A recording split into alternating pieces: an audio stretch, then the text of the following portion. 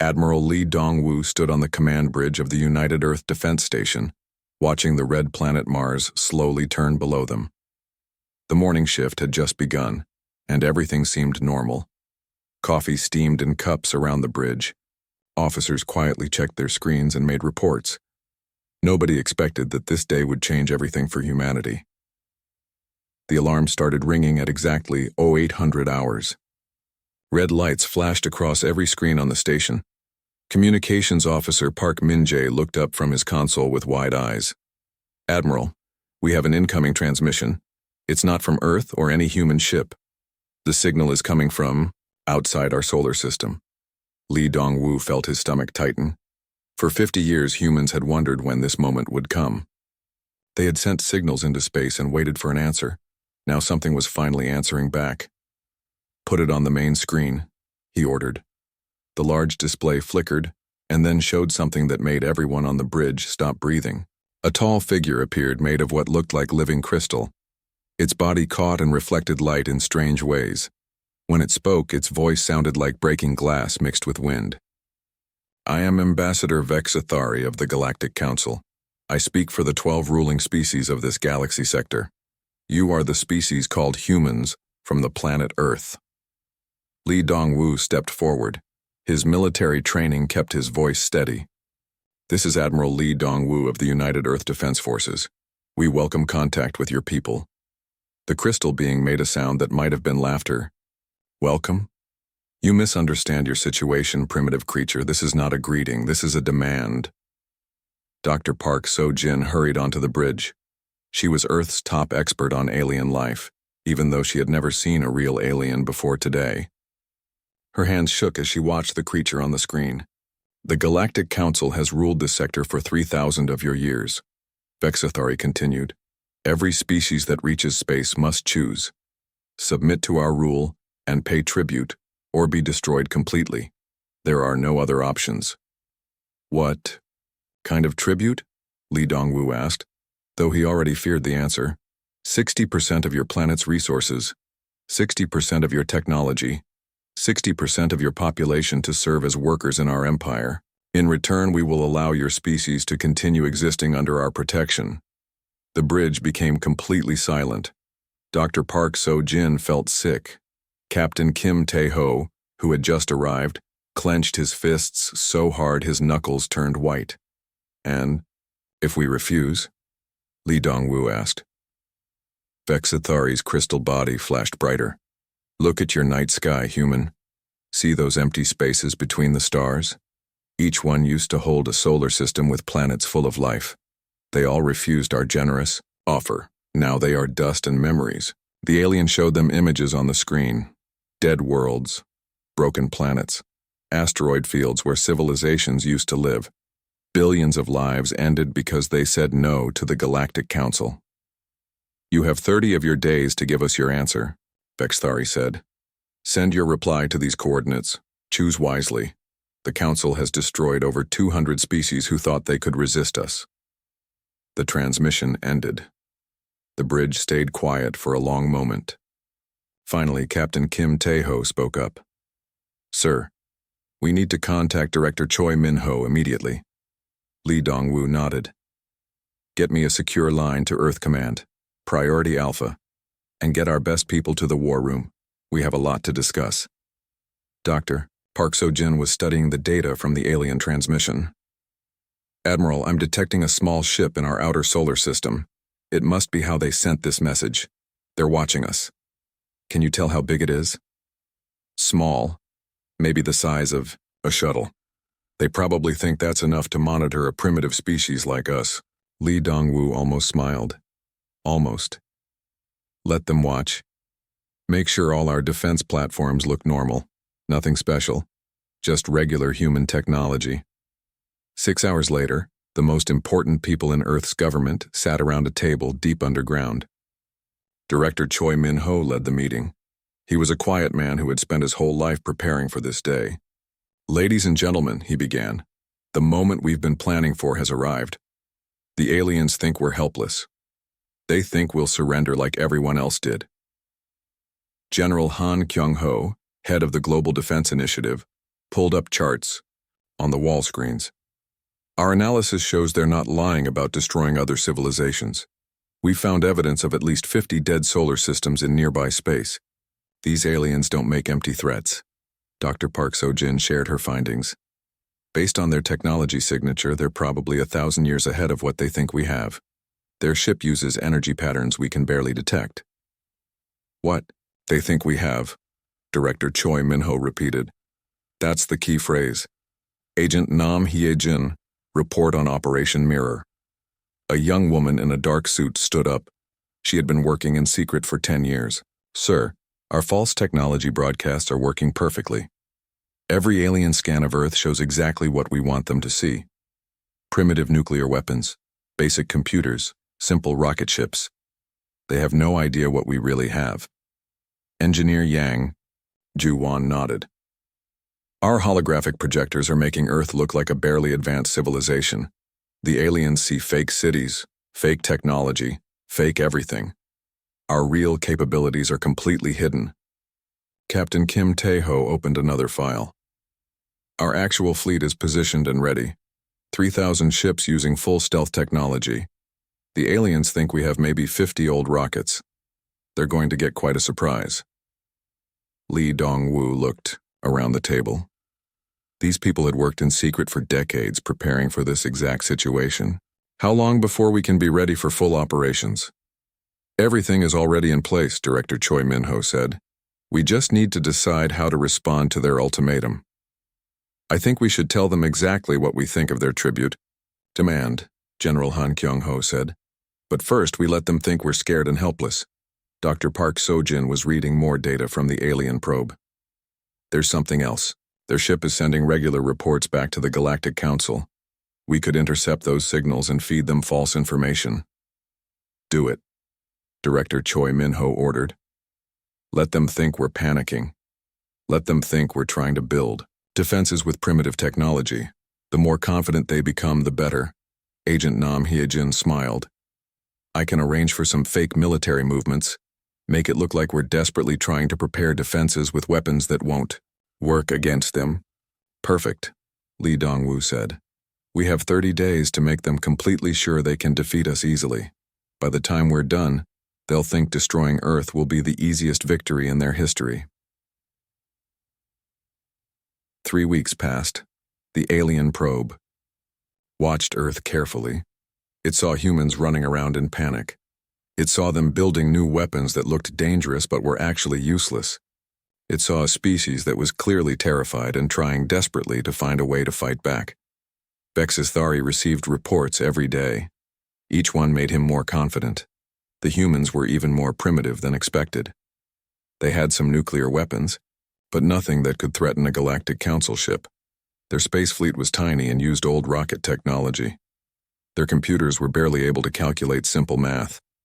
This will be easier than the Keltari conquest, he told the Council. The humans will probably surrender before we even need to show force. The other Council members agreed. These new aliens looked weak and stupid. They would make good workers once they were properly broken.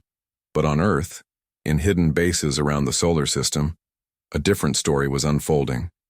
Dr. Park So-jin worked with teams of scientists who had secretly solved faster-than-light travel 20 years ago. Engineer Yang Ju-won supervised the final preparations of weapons that could tear apart space itself. Captain Kim Tae-ho checked on ships that could appear and disappear at will. Most importantly, Admiral Lee Dong-woo and Director Choi Min-ho planned exactly how humanity would respond to the Galactic Council's ultimatum.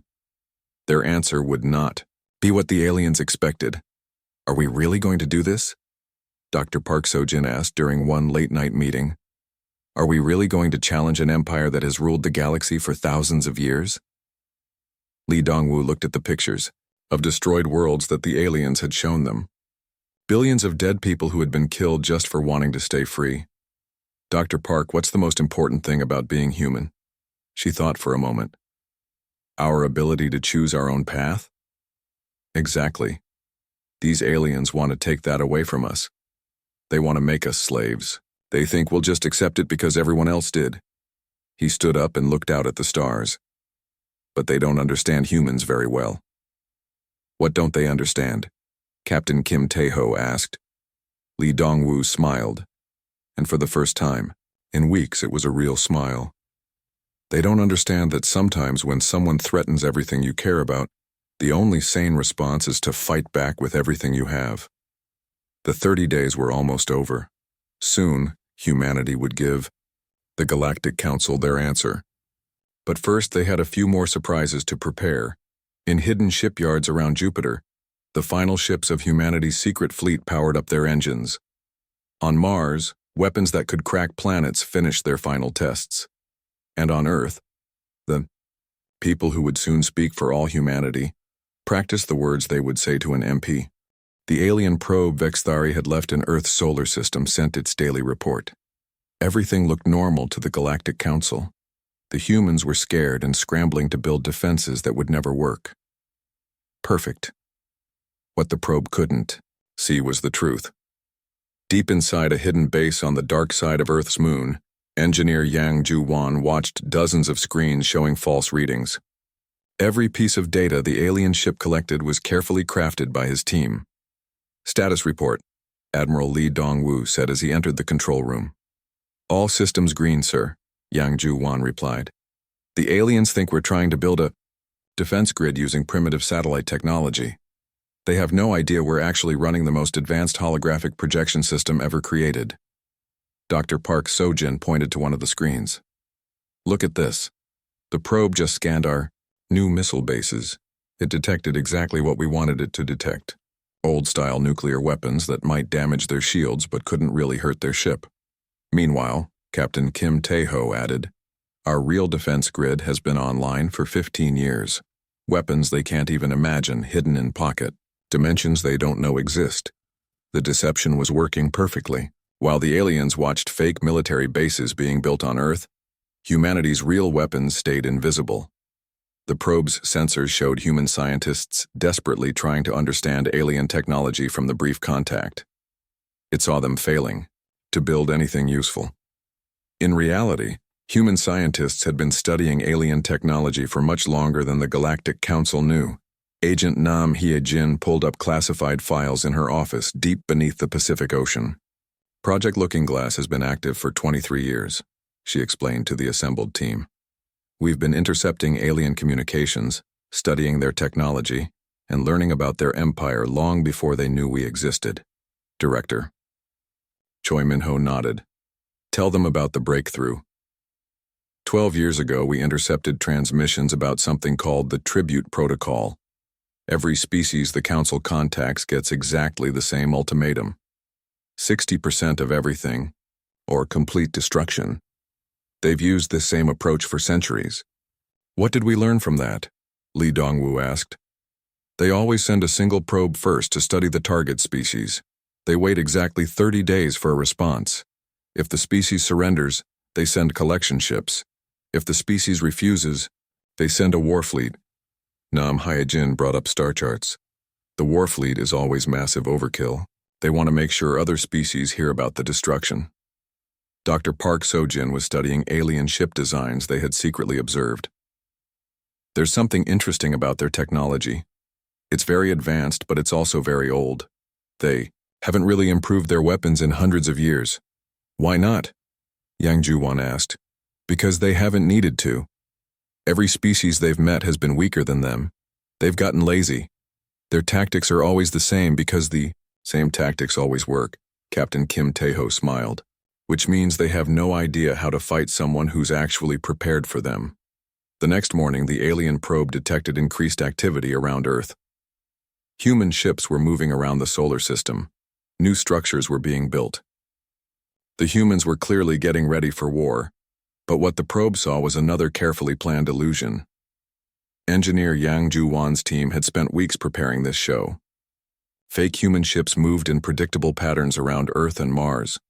The ships looked dangerous to alien sensors, but they were actually just empty shells controlled by remote computers. The probe is scanning our fleet right now, Yang Ju-won reported. It's detecting exactly what we want it to detect. 63 ships using chemical rockets and primitive nuclear reactors. Weapons that look impressive but are actually centuries behind their technology. What about our real fleet?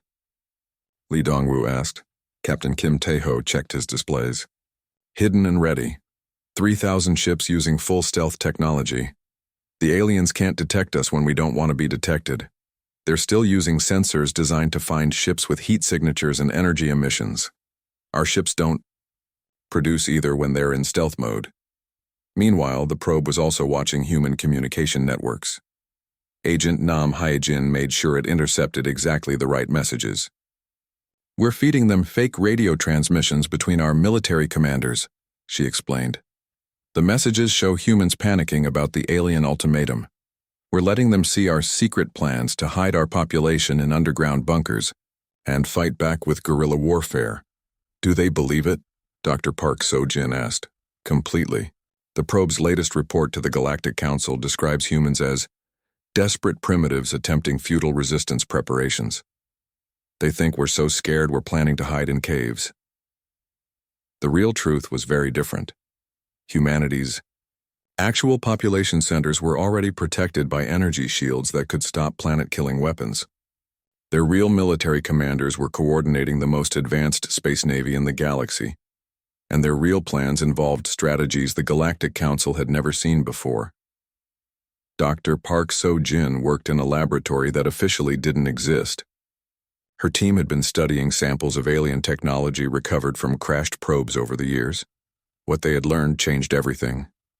The Council species all use the same basic technology framework, she explained to the Defense Committee. It's like they all copied from the same original designs thousands of years ago. They've improved it, but they've never really innovated. What does that mean for us? Director Choi Min-ho asked.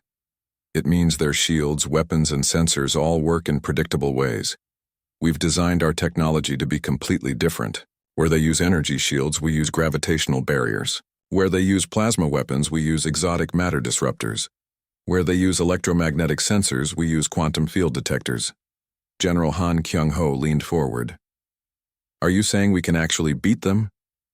I'm saying they're not prepared for enemies who think differently than they do. Every species they've conquered used similar technology approaches.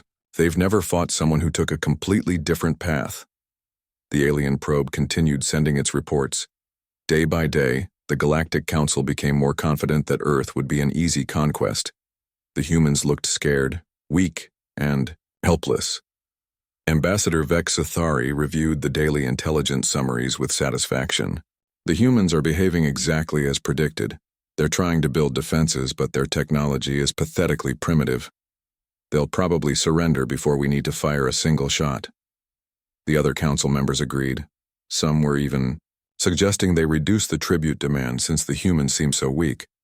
Why take 60% when they could probably demand 80%? We should make an example of them anyway, suggested Council Member Torvash, a reptilian creature from the Sectar Empire. Even if they surrender, we should destroy a few of their cities. Other species need to see what happens to those who make us wait. Agreed, Vexathari said. After they surrender, we'll eliminate 10% of their population as punishment for delaying their submission. The council laughed at human stupidity. They would learn what happened to species who dared to waste the council's time. But back on Earth, the final preparations were nearly complete. Engineer Yang Ju-won finished installing the last holographic projectors around the solar system. When the time came, he could make Earth's defenses look like anything he wanted. He could make 1,000 ships look like 10, or 10 ships look like 1,000. Agent Nam Hyejin completed her infiltration of the alien probe's communication systems. When humanity was ready to reveal the truth, she could feed the Galactic Council any information she chose. She could make them see whatever would be most shocking. Captain Kim Tae-ho conducted final tests of humanity's real weapons. Gravitational disruptors that could tear apart matter at the atomic level. Temporal mines that could freeze enemy ships outside normal time. Energy cannons that drew power directly from nearby stars. Dr. Park So-jin finished her analysis of Galactic Council weaknesses. Their technology was powerful but inflexible. Their tactics were effective but predictable. Their empire was vast but built on fear rather than strength. Most importantly, Admiral Lee Dong-woo and Director Choi Min-ho finalized humanity's response to the ultimatum. In 3 days, they would send their answer to the Galactic Council. The aliens expected surrender. They expected begging. They expected another species to accept slavery in exchange for survival. They would get something very different. Are all teams ready? Lee Dongwu asked during the final briefing. Deception protocols are active and working perfectly, Yang Juwan reported. Intelligence networks are in place and undetected, Nam Hyejin confirmed. All ships are positioned and ready for simultaneous decloak, Kim Tae-ho stated. Scientific analysis is complete and all weapons are tested, Dr. Park So-jin added. Government authorization is confirmed at the highest levels, Director Choi Min-ho concluded. Lee Dongwu looked around the room at the people who would soon change galactic history. Then let's show the Council what happens when they threaten humanity. The probe continued its watch, never knowing that everything it saw was a lie. In 72 hours, the deception would end. The Galactic Council would learn what humans. The 30th day arrived. Across the galaxy, the Galactic Council waited for another species to beg for mercy. They had received hundreds of surrender messages over the centuries. The words were always the same: fear, desperation, and acceptance of slavery. Ambassador Vexithari sat in his crystal throne, confident that the humans would follow the same pattern. His aide, a smaller crystalline being named Kethvar, monitored the communication channels. Any word from the human planet? Vexithari asked.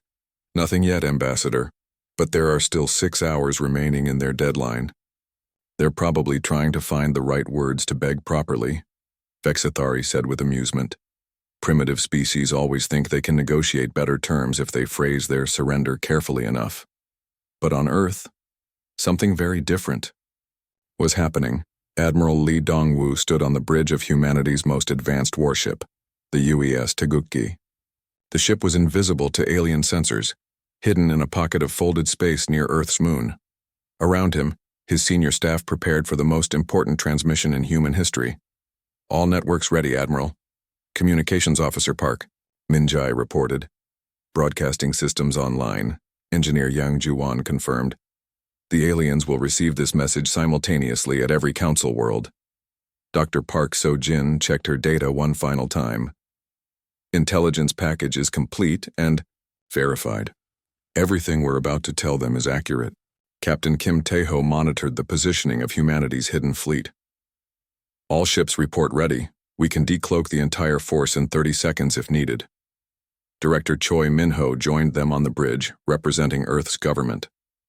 Admiral, you have authorization to proceed. Show them what humanity really thinks of their ultimatum. Lee Dongwu straightened his uniform and walked to the center of the bridge. Behind him, the symbols of United Earth were clearly visible, but more importantly, the bridge around him showed technology that was clearly far more advanced than anything the aliens had seen from humanity. Begin transmission, he ordered. The signal went out instantly, reaching every corner of the Galactic Council's empire at faster than light speed. On the Council homeworld, alarms started ringing as sensors detected the transmission's impossible energy signature. Vexthari, you need to see this, Kethvar said urgently. The transmission from Earth is using quantum entanglement communication. That's impossible. Humans don't have that technology. The main council chamber filled quickly, as all 12 member species gathered to hear humanity's response. They expected to laugh at another primitive species begging for mercy.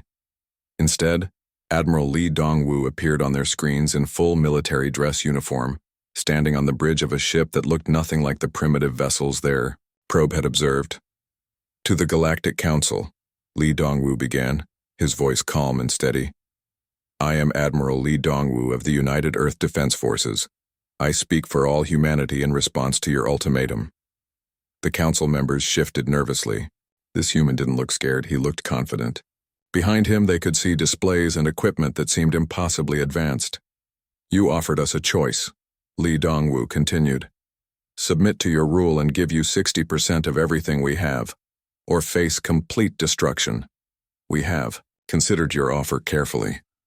Vexithari leaned forward, expecting the usual desperate bargaining. Our answer is no. The council chamber erupted in shocked voices. No species had ever simply refused their ultimatum without even trying to negotiate.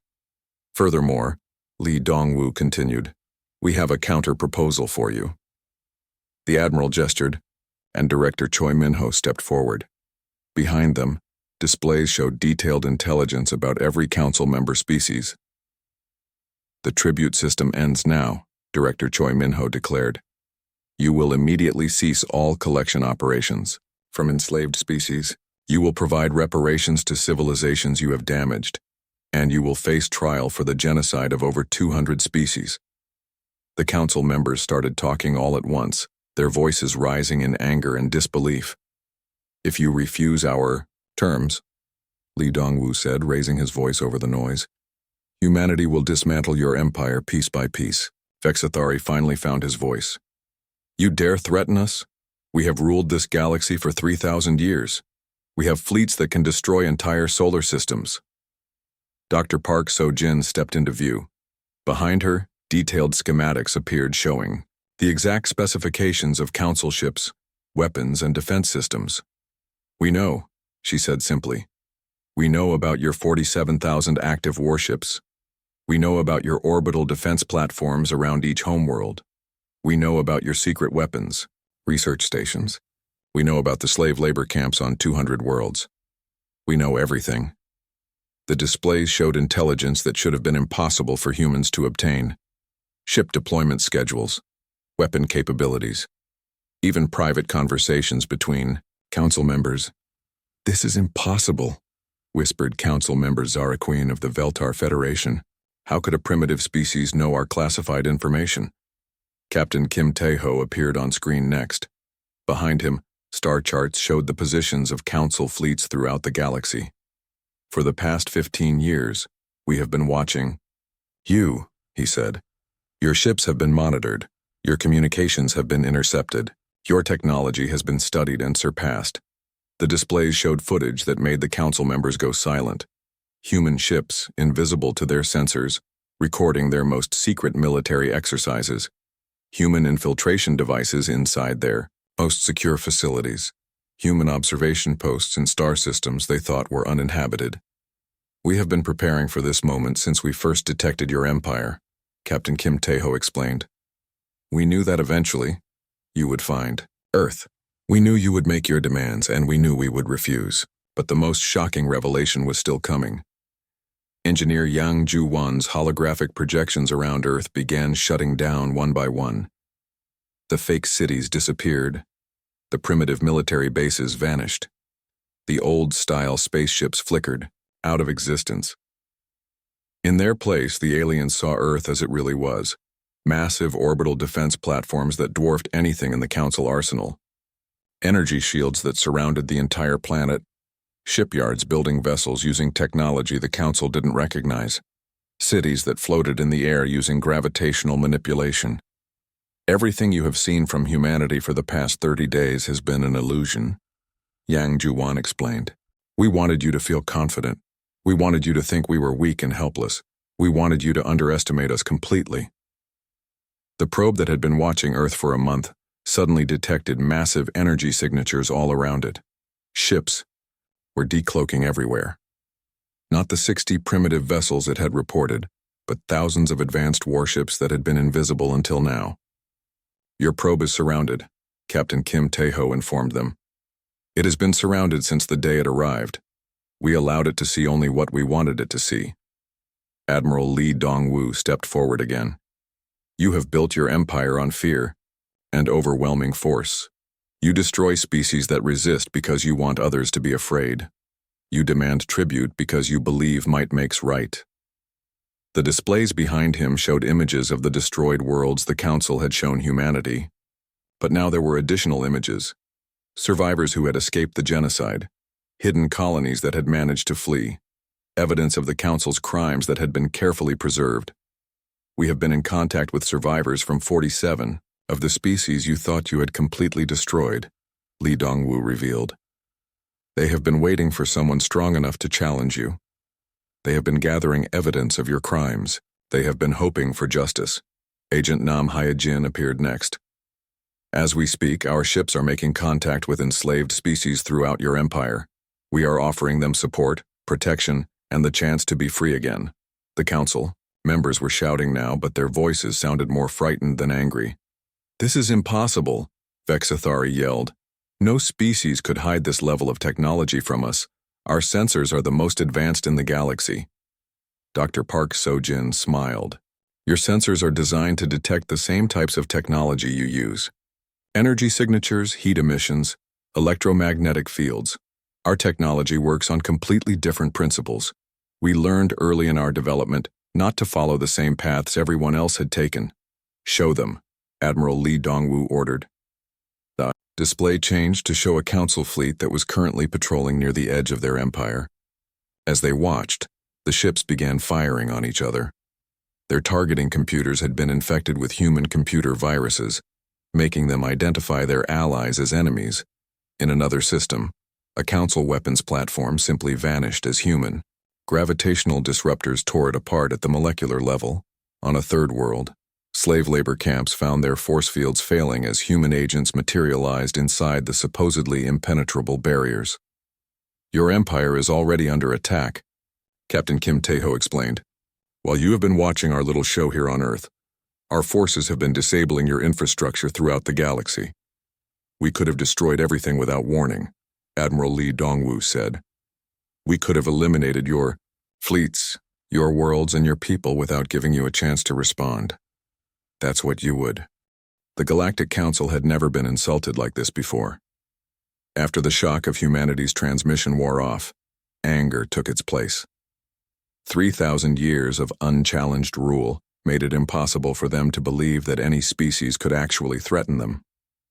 Gather every ship, Ambassador Vexathari commanded. Every vessel in the entire empire. These humans need to learn what happens to species who dare defy the Council. Council member Torvash slammed his clawed fist on the table. We will make them suffer for this insult. After we destroy their pitiful fleet, we will take 90% of their population as slaves. The survivors will serve as a warning to every species in the galaxy. The humans claim to have advanced technology, added Zara Quinn, but they've never faced a real galactic empire.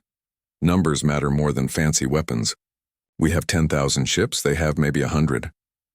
The mobilization began immediately. From every corner of the Council's empire, warships received orders to converge on Earth. The largest military force in galactic history started moving toward humanity's home system. But the humans were not waiting passively. Admiral Lee Dongwu stood in the command center deep inside the moon, watching displays that showed Council fleets throughout the galaxy. Agent Nam, what's the status on their mobilization? They're pulling ships from everywhere, she reported. It looks like they're planning to bring their entire navy to Earth. 10,600 ships so far, with more joining every hour. Doctor. Park Sojin looked worried. Admiral, even with our technology advantage, those are overwhelming numbers. Are we sure about this strategy? Captain Kim Tae-ho checked his own displays. Our fleet is ready. 3,000 ships, all with full stealth capability. But the Council ships will outnumber us more than 3 to 1. Numbers aren't everything, Engineer Yang Juwan reminded them. Our weapons are designed specifically to counter their technology. Plus, they have no idea what they're really facing. Director Choi Min-ho joined the discussion. The political situation is important too. If we can win a decisive victory here, enslaved species throughout the galaxy will see that the Council can be beaten. Revolutions will start everywhere. Lee Dongwu nodded. That's exactly what we're counting on. This isn't just a battle for Earth. This is a battle for the freedom of every species in the galaxy. The Council fleet took 3 days to assemble. When it was complete, it was the most massive armada ever gathered. Ships from 12 different species, representing thousands of years of military advancement. The fleet stretched across several light years of space. Vexathari commanded from his flagship, a crystal cathedral ship that was larger than most human cities. Around him, the commanders of the other Council species coordinated their forces. The humans cannot possibly have weapons that can threaten this fleet, he declared. Even if their technology is more advanced than we thought, sheer numbers will overwhelm them. The Armada entered Earth's solar system in formation. Sensors immediately detected what appeared to be a small human fleet waiting for them near Mars. Just as their probe had reported, the humans had maybe 60 ships, primitive and outclassed. "This will be over quickly," Torvash said with satisfaction. "They're not even trying to run." But Captain Kim Tae-ho was watching the approaching alien fleet from the bridge of his stealth ship. The Council forces had no idea that 3,000 human vessels surrounded them, invisible and ready to strike. "They're following exactly the same tactical formation they've used for centuries," he reported to Admiral Lee Dong-woo. "No imagination at all. They just form a massive wall and advance directly toward the enemy." "Perfect," Lee Dong-woo replied. "They think they're fighting primitive humans with simple technology. Let's show them what we're really capable of. All ships, prepare to decloak on my signal." The Council fleet opened fire first. Thousands of energy beams and plasma torpedoes streaked toward the small human force near Mars. The aliens expected to see the human ships destroyed instantly. Instead, their weapons passed through empty space. The human ships they had been targeting weren't there. Holographic projections engineer Yang Juwan explained calmly. "We've been showing them fake ships for the past hour." Then the real human fleet revealed itself. All around the Council armada, space suddenly filled with ships that hadn't been there a moment before. 3,000 advanced vessels decloaked simultaneously, surrounding the alien fleet completely. "Impossible," Bexthari whispered. "Where did they come from?" The answer came quickly. Human ships appeared from folded space, from hidden positions, behind asteroids, from pocket dimensions that Council science said were impossible to create. The aliens found themselves trapped in the middle of a formation they couldn't have imagined. Admiral Lee Dong-woo's voice reached every ship in both fleets. "Attention Galactic Council forces. You are surrounded and outnumbered. Surrender now, and your crews will be treated according to galactic law." The response was immediate. The Council fleet opened fire with everything they had. 10,000 ships launching their most powerful weapons at the human vessels. The humans fired back. The difference was immediately obvious. Where Council weapons were powerful but conventional, human weapons operated on principles the aliens didn't understand. Gravitational disruptors reached out from human ships, grabbing Council vessels and tearing them apart at the molecular level. The aliens watched in horror as their strongest battleships simply came apart, their hulls separating into individual atoms. Temporal mines appeared throughout the Council formation, creating time distortion fields that froze enemy ships in temporal loops. Hundreds of Council vessels found themselves trapped in bubbles of slowed time, unable to move or respond while the battle continued around them. Energy weapons that drew power directly from nearby stars struck Council ships with force that overloaded their shields instantly. The aliens had designed their defenses to stop the most powerful weapons they knew about. They had never imagined weapons that could tap into stellar fusion reactions. "Their shields are useless," Captain Kim Tae-ho reported. "Our weapons are operating on completely different energy frequencies. It's like their defenses don't even exist." But the most devastating human weapon was information warfare.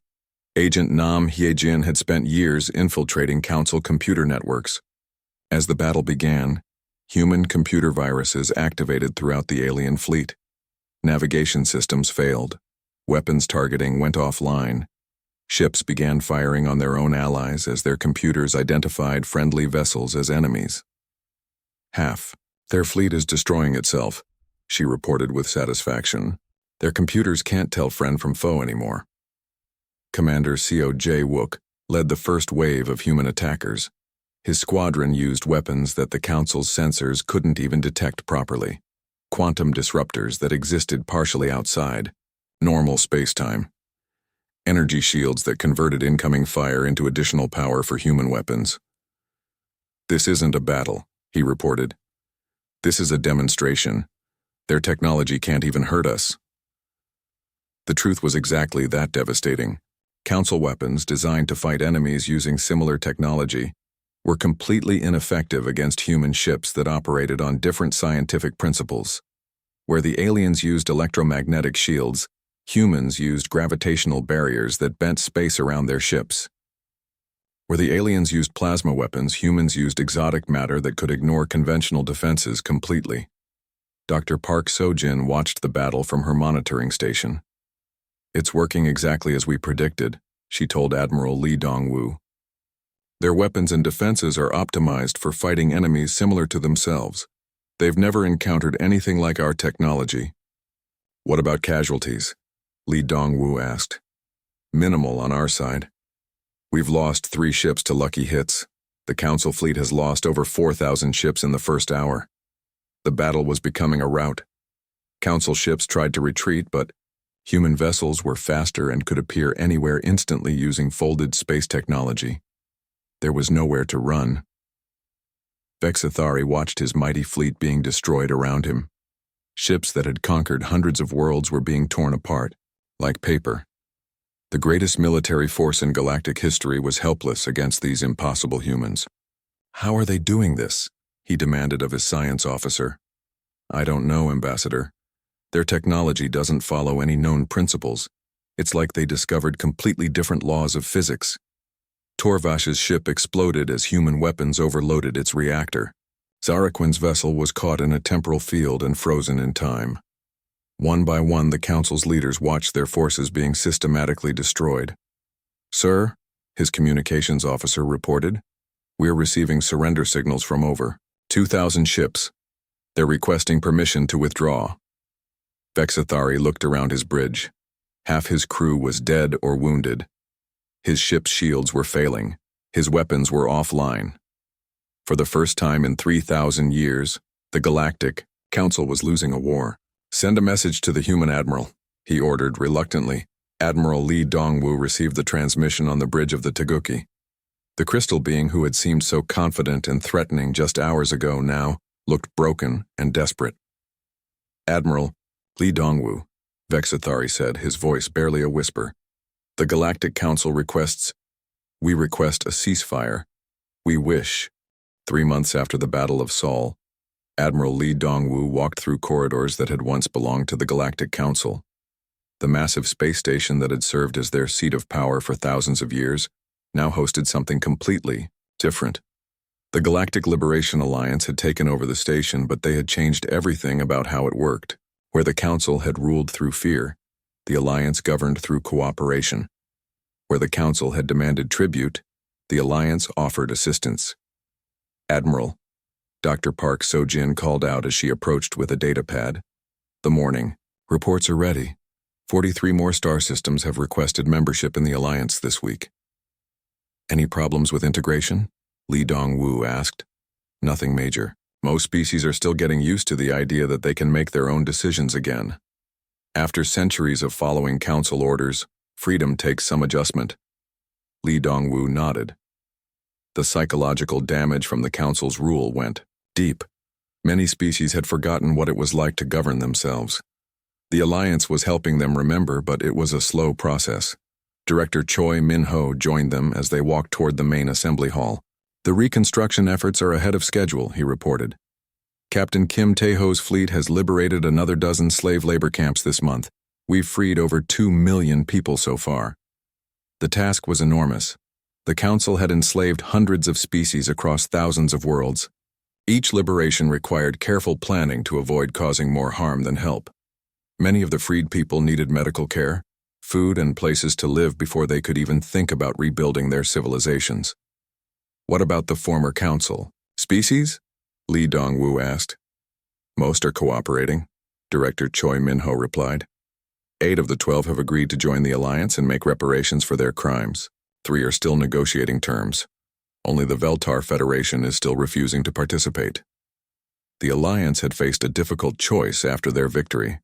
They could have simply destroyed the Council species and taken revenge for thousands of years of oppression. Instead, they had offered a path to redemption.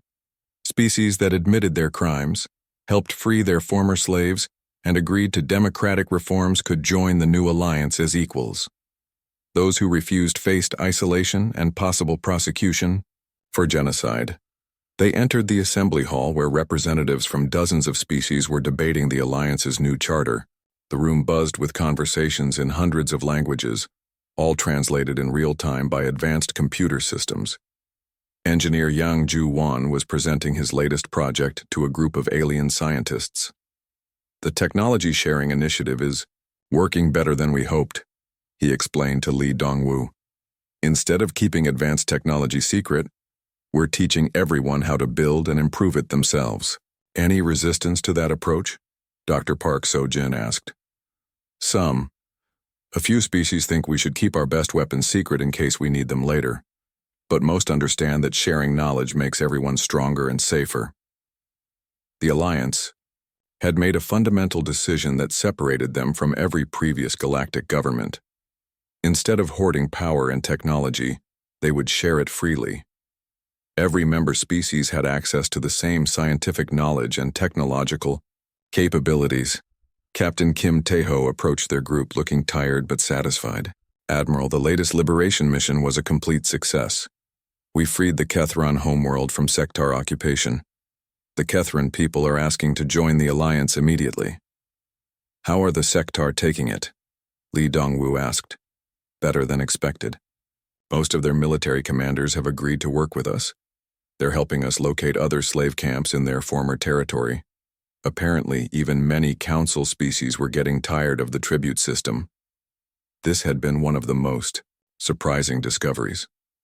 While the council leadership had been completely committed to their empire of oppression, many ordinary citizens from council species had been uncomfortable with their government's actions. They had simply been too afraid to speak out. Agent Nam Hye-jin arrived with intelligence reports from across the galaxy. Sir, the resistance movements in the outer sectors are growing stronger every day. Former slave species are organizing their own liberation armies. They're asking for alliance support, but they want to free themselves. Good, Lee Dongwu said. We should help them with equipment and training, but the victory needs to be theirs.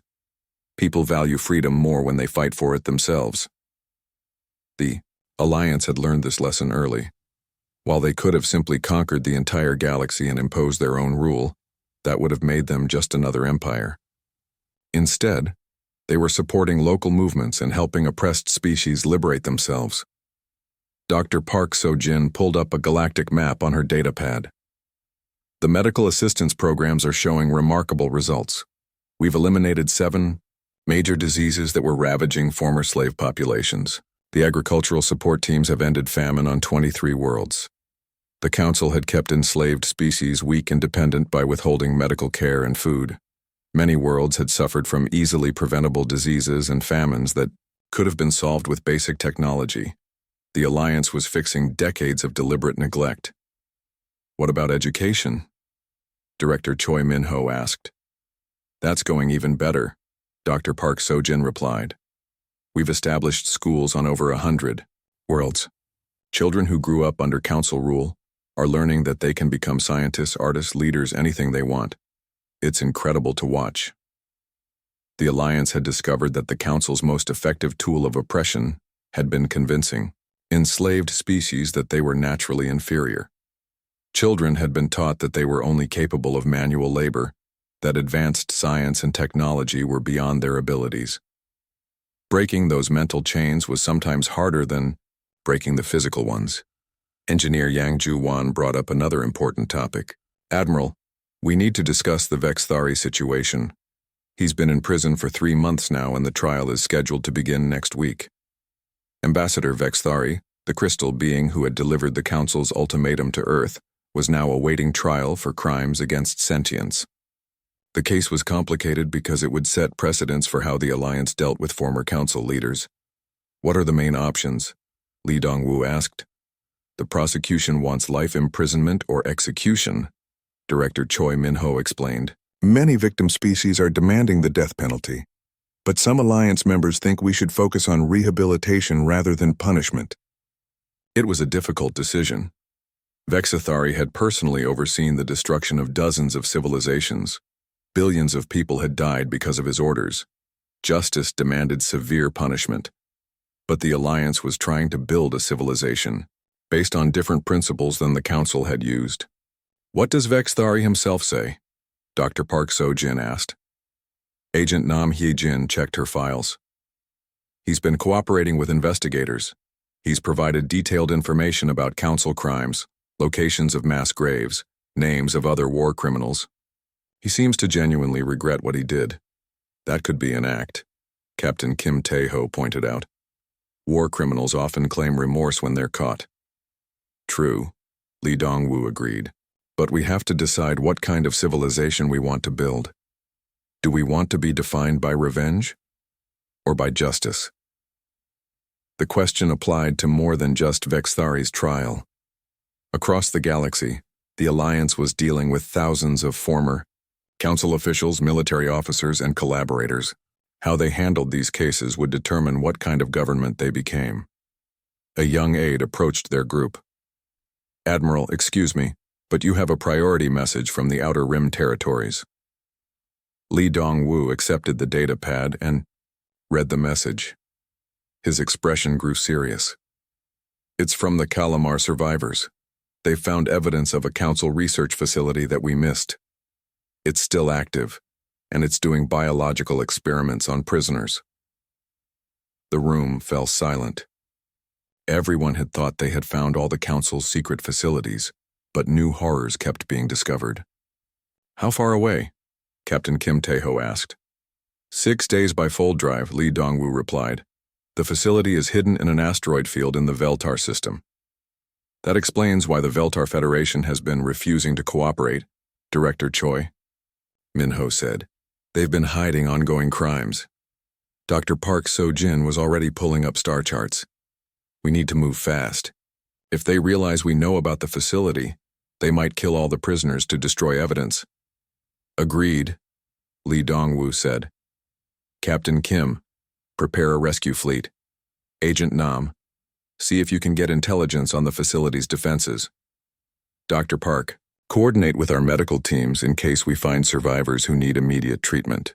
As his team dispersed to handle the crisis, Li Dongwu reflected on how much had changed since the Council's ultimatum arrived at Earth. Humanity had expected to spend decades or centuries slowly building relationships with alien species and learning about galactic civilization. Instead, they had become leaders of a revolution that was reshaping the entire galaxy. It wasn't a role they had wanted, but it was a responsibility they had accepted. The Council's empire of oppression was ending, but building something better to replace it was proving to be just as challenging.